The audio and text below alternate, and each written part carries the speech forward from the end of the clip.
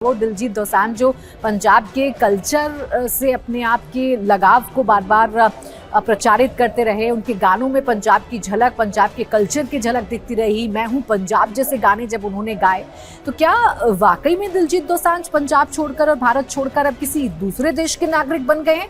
Media reports तो यही खुलासा कर रही हैं। मीडिया रिपोर्ट्स तो यही कह रही हैं कि 2018 के बाद भारतीय पासपोर्ट पर दिलजीत दोसांझ के ट्रैवल करने का कोई भी निशान नहीं है, कोई भी सबूत नहीं है। इसलिए माना ये जाने लगा कि दिलजीत दोसांझ ने भारतीय नागरिकता छोड़ दी है। और खबरें आई कि दिलजीत दोसांझ ने 2022 में यूएस नागरिकता हासिल की थी।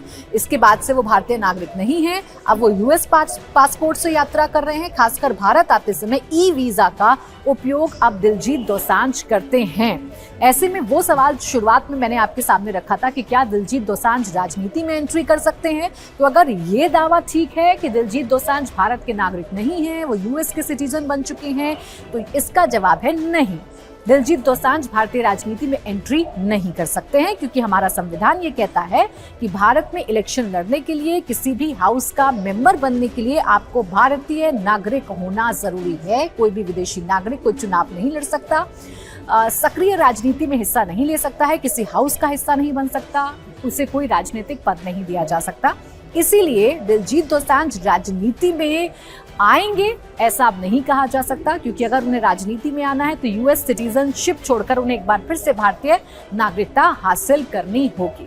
एक और वजह है जो पंजाब के सिंगर्स या पंजाब के कलाकारों को लेकर अक्सर कही जाती है। आपने देखा होगा बड़े बड़े जितने भी सिंगर हैं पंजाब के, वो भारत के साथ साथ कनाडा में जाकर अपने शोज करते हैं, यूएस में जाकर अपने शोज करते हैं। उनकी पॉपुलैरिटी विदेशों में भी ज़्यादा होती है। खासकर ज़्यादातर जो पंजाब के सिंगर्स हैं, कनाडा से उनका लगाव रहा है। कनाडा की सिटीजनशिप कई सिंगर्स हासिल कर लेते हैं। तो ऐसा क्यों है?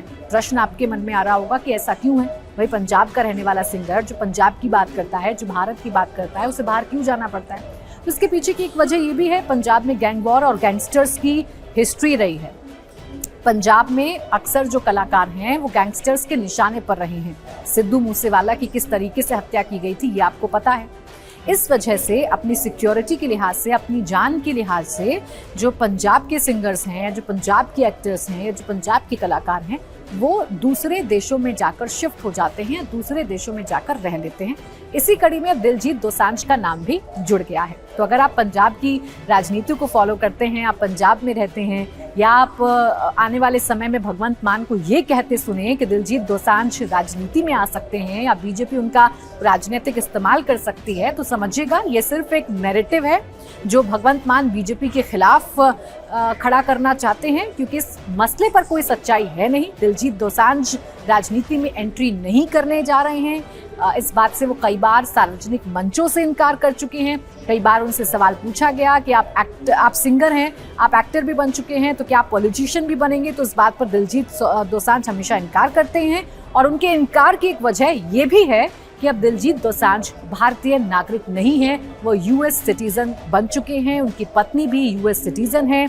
और कई बार जानकारी मिली कि अमेरिका में उनका 5 बेडरूम बंगला भी है। और ये कोई ऐसी नई बात तो है नहीं। कलाकार जो हैं, हमारे यहाँ की जो बॉलीवुड सितारे हैं या पंजाब के जो सितारे हैं, बाहर दूसरे देशों में उनकी प्रॉपर्टीज होती हैं। तो ऐसे में दिलजीत दोसांझ भी उनमें से एक है। दिलजीत दोसांझ अब यूएस के सिटीजन हैं, भारत के सिटीजन नहीं है। इसी के साथ डिजिटल दंगल में आज के लिए बस इतना ही।